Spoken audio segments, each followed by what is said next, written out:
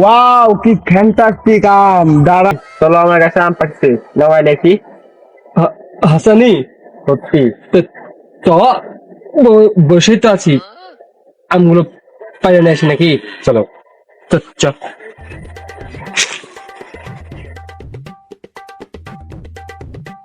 আমগুলো মজার হবে না? হ্যাঁ। পাকা আম। ভাই, আম চুরি করতে দেখো। কি রে বাদিজা, কে তুই? কামটা কিন্তু ঠিক করছিস না বাদিজা। তুই তুই কি চুরি করে আম খাচ্ছিস? এটা ঠিক না। তোর পরিবার কিন্তু ভালো, তোর বাবা ভালো মানুষ, আমার সঙ্গে ভালো সম্পর্ক। তুই কামটা ঠিক করলি না। ভাই, ওকাছে নামায় সুগন্ধ দেওয়া লিখবি। আম একবার পাওয়া যায় না, ওই প্রত্যেকবার আম খেয়ে ফেলাই। জলদি নামা সুগন্ধ এসে দেওয়াই লিখবি।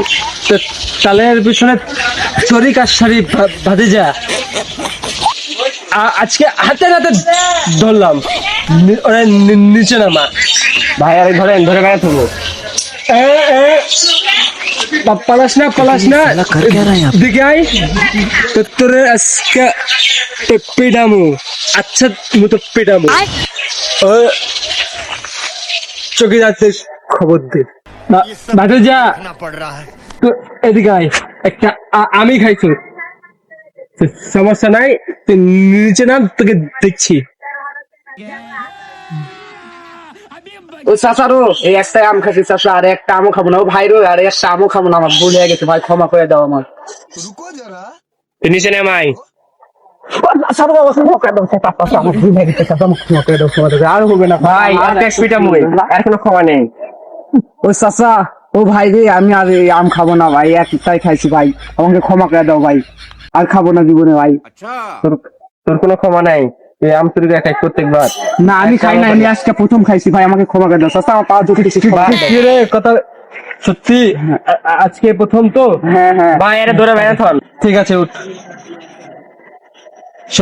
শোন ভাতিজা, এই ফলমূল গুলো বছরে এক মৌসুমে হয়।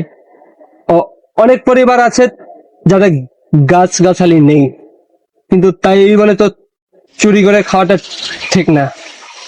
তুই মালিককে বলবি, মালিক অবশ্যই দিবে। ঠিক আছে? চুরি করা মহাপাপ। সুতরাং আমাদের উচিত কোনো কিছু না জানিয়ে না খাওয়া। ঠিক আছে?